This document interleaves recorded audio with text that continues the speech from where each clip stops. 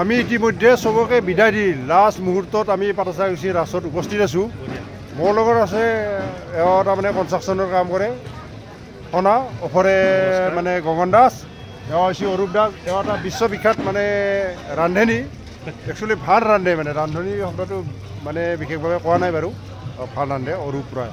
আৰু নিতুল তাৰপিছত বিশ্ববিখ্যাত আজি ইমান গৰমৰ মাজত এটা ছয়টাৰ লৈছে, মানে আমাৰ কাৰণে বিৰাট লজ্জিত বিষয়।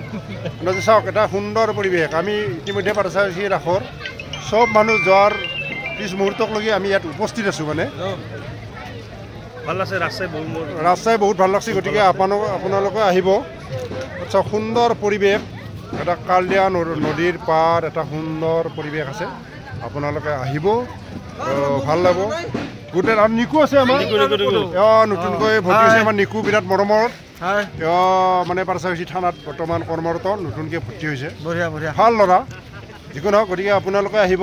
প্ৰশাসনৰ পৰা এটা ভাল সঁহাৰি আছে। ৰাস মহোৎসৱৰ উদযাপন সমিতিসকলেও ভাল ধৰণে মানে পৰিচালনা কৰিছে। আপোনালোকে আহক, আহি খুবেই আনন্দ পাব। আৰু এইবাৰ বিশেষ কৰি 31 সংখ্যক পাটাচাকুছি ৰাস মহোৎসৱ, তাতে আহক, আপোনালোকেও যথেষ্ট আনন্দ উপভোগ কৰিব পাৰিব।